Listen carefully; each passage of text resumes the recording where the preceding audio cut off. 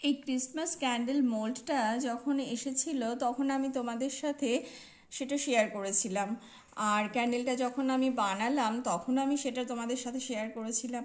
তো ক্যান্ডেলটা ডিমোল্ড করার পরে যখন এই লুকটা এসেছে তখনই আমি কিন্তু তোমাদেরকে বলেছিলাম যে এটা আমি অন্যভাবে ডেকোরেট করে একটা অন্য লুক দিতে চাই। তো তখন আমি এই ক্রিসমাস রেড রিবন রোল, এই শার্টিন রিবন রোলটাকে মেরি ক্রিসমাসে এটাকে আমি ফ্লিপকার্টে অর্ডার করেছি। তো আজকেই আমার এটা এসেছে। তো ফ্লিপকার্ট থেকে আমি এটা 299-এর ওইটাই আমি কমে পেয়েছি, 218-এ পেয়েছি। তো এটা আমি তখনই কিনে নিয়েছিলাম, আর এইটা দিয়ে আমি এগুলোকে এইভাবে সাজিয়েছি।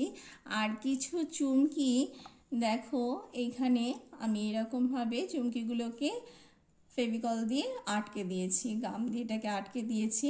তো দেখো তো এইটা এইরকমভাবে আমার তো মনে হচ্ছে খুব সুন্দর লাগছে দেখতে।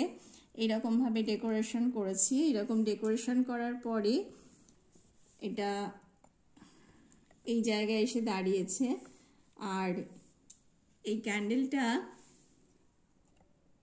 দেখতে ঠিক এইরকম লাগছে, ঠিক সাজলে যেমন সুন্দর লাগে তেমনি এটাও যেন সুন্দর একটা ক্যান্ডেলের রূপ নিয়েছে।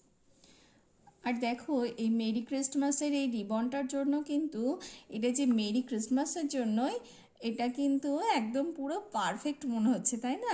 আচ্ছা, তোমরা কি কেউ গেস করতে পেরেছো এটার মধ্যে কিন্তু 25 ইয়ার্ড আছে, মানে অনেকটা কিন্তু এটা। তো এই ক্রিসমাস রেড রিবনটা তোমরা যদি ফ্লিপকার্ট থেকে এখনই পারচেস করো তাহলে আমার মতো কিন্তু তোমরাও লেস প্রাইসে পেয়ে যাবে। আর এটা কিন্তু তোমাদের বিজনেসের জন্য অনেকটাই বেনিফিটেড হবে বলে আমার মনে হয়।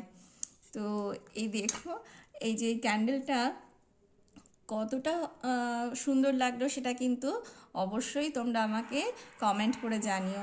আর আমার ভিডিওটা যদি ভালো লেগে থাকে আমার চ্যানেলটাকে অবশ্যই লাইক করো, শেয়ার করো আর সাবস্ক্রাইব করো।